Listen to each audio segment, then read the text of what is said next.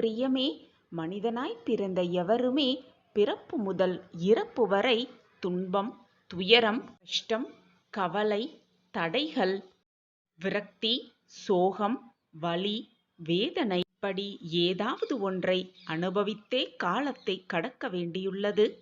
இதுவெல்லாம் எப்போ வரும், எப்படி வரும் என்று யாருக்குமே தெரியாது.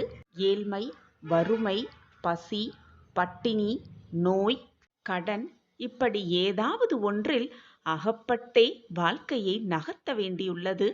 பணம் அதிகமாக இருக்கின்றவனுக்கு நோய் அதிகமாகவே வருகிறது.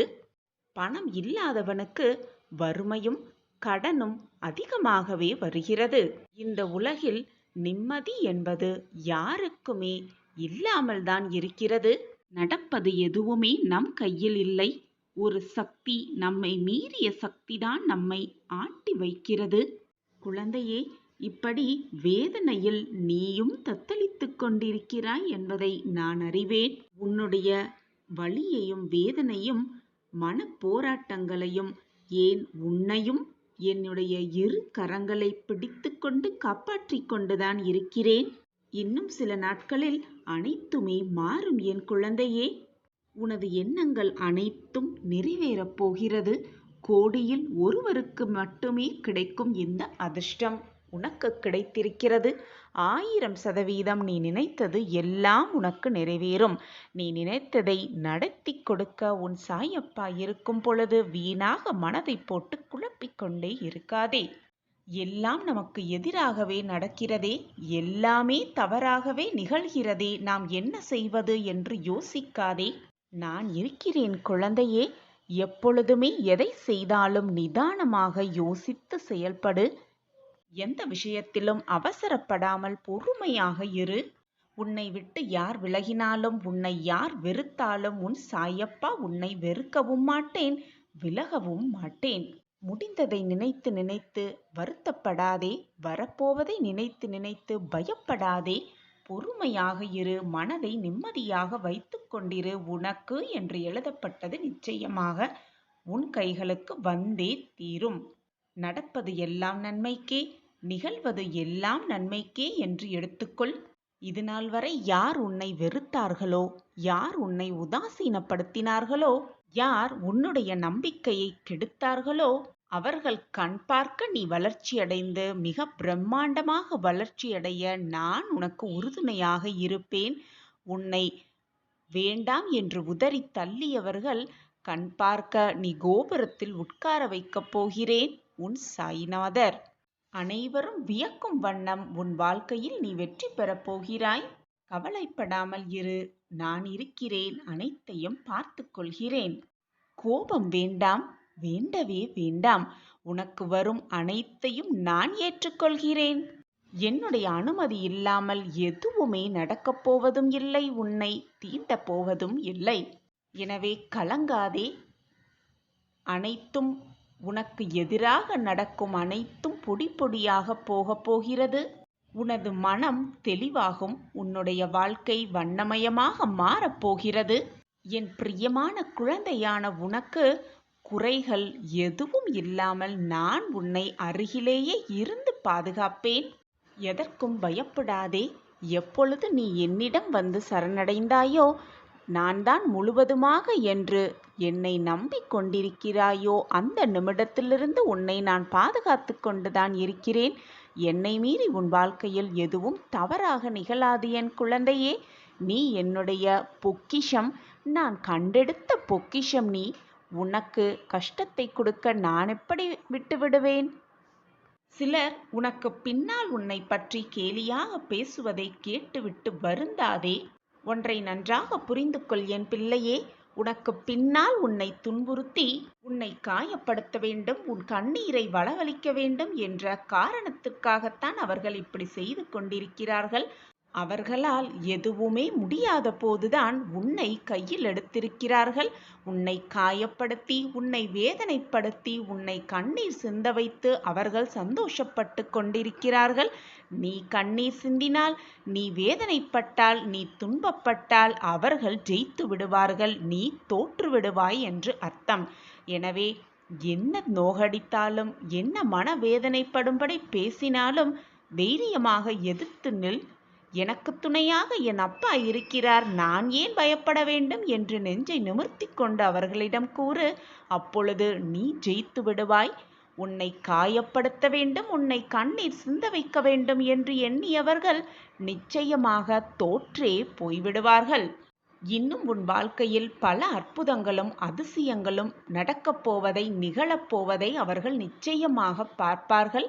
பார்த்து வியந்து நிற்கப் போகிறார்கள். இது நடக்கும். நடப்பதை நீயே பார்த்து ஆச்சரியப்படத்தான் போகிறாய். ஓடோடி வந்து உன் சாயப்பாவிற்கு நன்றியும் சொல்லப் போகிறாய். என் வார்த்தை மீது நம்பிக்கை வை என் குழந்தையே.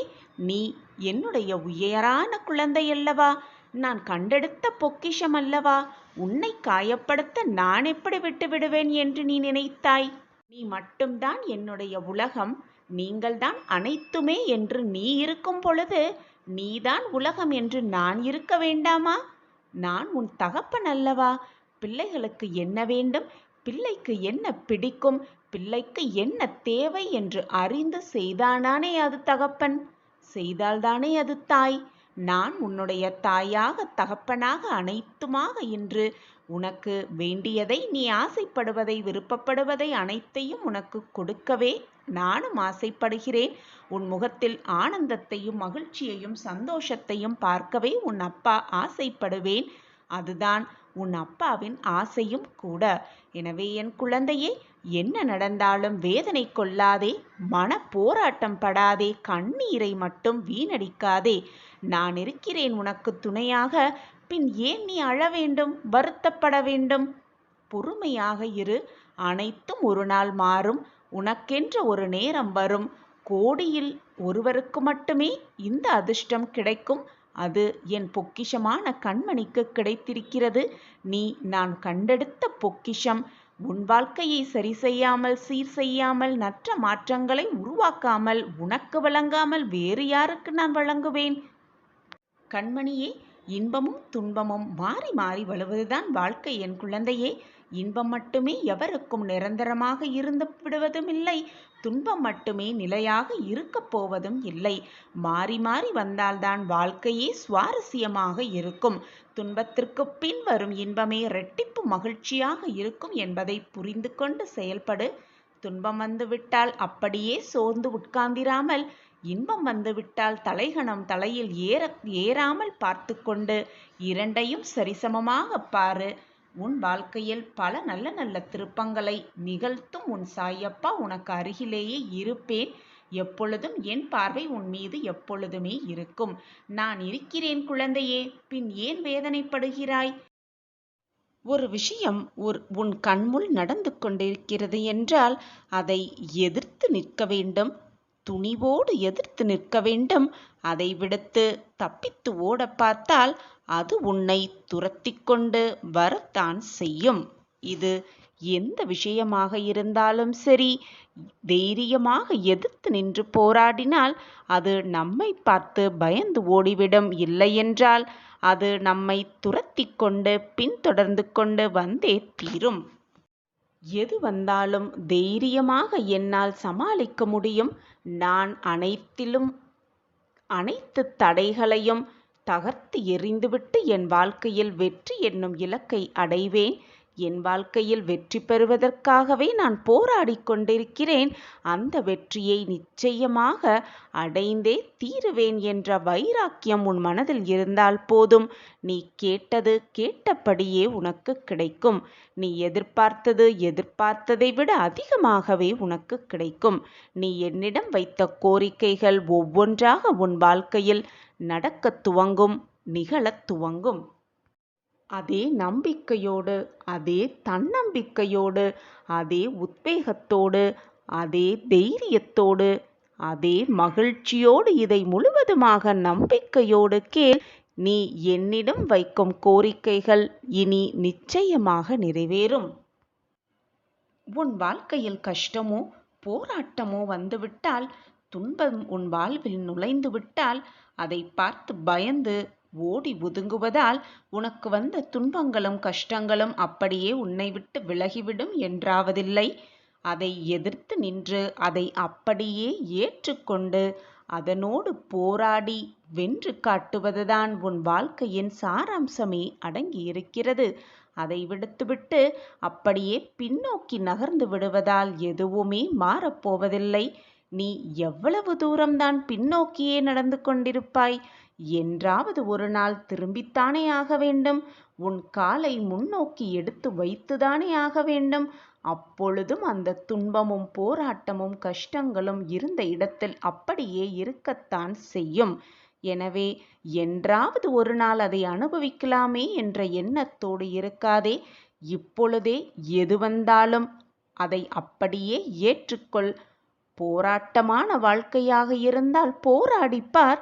சந்தோஷமான வாழ்க்கையாக இருந்தால் சந்தோஷமாகவே அதை ஏற்றுக்கொண்டு வாழப் பழகு. அதை விட்டுவிட்டு என் வாழ்க்கையில் வாழவே எனக்கு விருப்பமில்லை, எனக்கு மட்டும் ஏன் இந்த வாழ்வு என்று நினைக்காதே.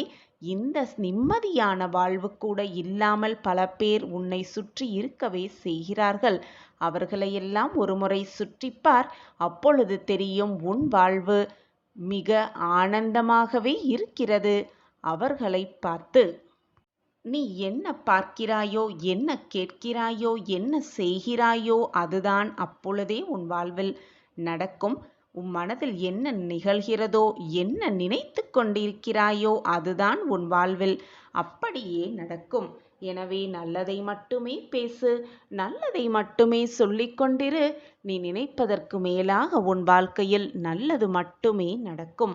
நான் உனக்கு துணையாக இருக்கிறேன்.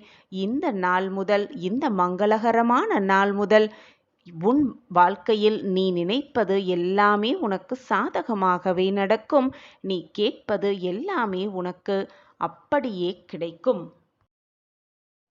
என்ன நடந்தாலும், உன் வாழ்க்கையில் என்ன போராட்டங்கள் உன்னை சூழ்ந்து இருந்தாலும், வாழ்வே போகும் விடும் சூழ்நிலையாக இருந்தாலும், தெளிவான சிந்தனையோடு தெளிவான நீரை போல இருந்து பார்.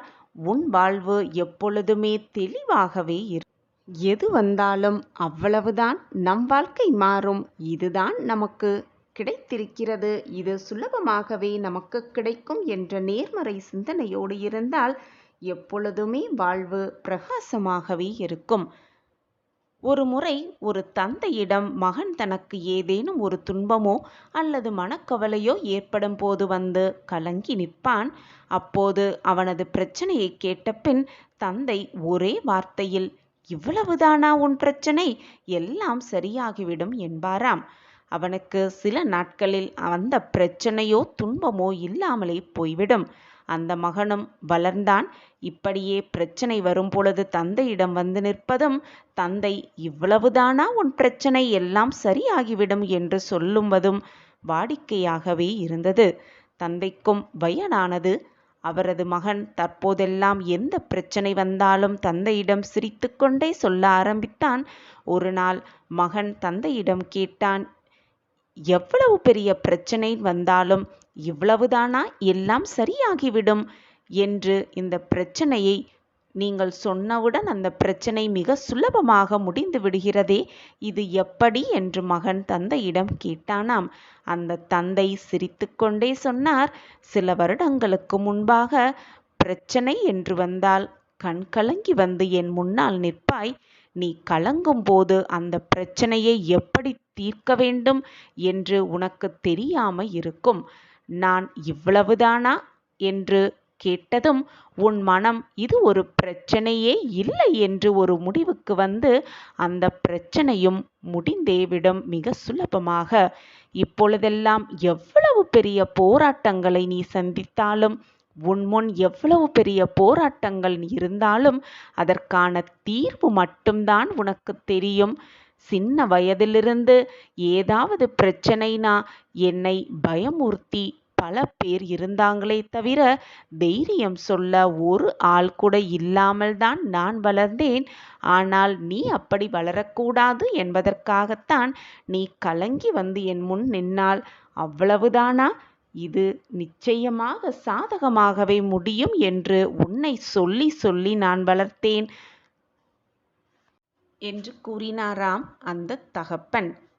நாமும் எவ்வளவுதான் புத்திசாலியாக இருந்தாலும், எவ்வளவுதான் திறமைசாலியாக இருந்தாலும், ஏதாவது ஒரு பிரச்சனை என்று வந்துவிட்டால் துவண்டு விடாமல் நம் மனதிற்குள்ளேயே இவ்வளவுதானா நம் பிரச்சனை என்று கேட்டு பார்த்தால் நம் மனதிற்கே இது ஒரு பிரச்சனையே இல்லை என்பதை புரிந்து கொண்டு அதற்கான தீர்வை நம் மனதே எடுக்கும்.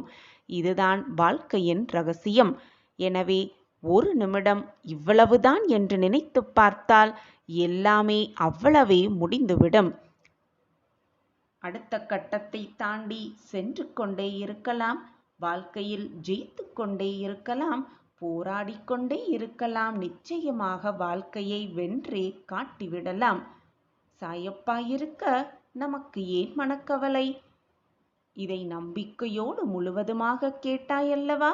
இனி உன்னுடைய பிரார்த்தனை, நீ என்னிடம் வைத்த பிரார்த்தனை எல்லாமே முடிவுக்கு வரும். உனக்கு சாதகமாகவே நிகழும். நான் இருக்கிறேன். எப்படி உணர்ந்து கொள்ள முடியும்? எனவே மனதை முதலில் பக்குவமாக வைத்துக்கொள். இது நாள் வரை உன் வாழ்விலும் உன் மனதிலிருந்த நம்பிக்கையும் பொறுமையும் உன்னிடமே பத்திரமாக இருக்கட்டும். மறந்தும் கூட அந்த நம்பிக்கையையும் பொறுமையையும் இழந்து விடாதே. இது நாள் வரை நீ பட்ட கஷ்டங்கள், வேதனைகள், துயரங்கள், போராட்டங்கள் எல்லாம் நீ செய்த கர்ம வினையால் தான் நடந்தது என்பதை புரிந்து கொள். உன் கர்மாவை நீ கழித்தேதான் ஆக வேண்டும். நீ செய்த பாவ புண்ணிய கணக்குப்படிதான் எல்லாம் உன் வாழ்வில் நடந்து கொண்டிருக்கிறது.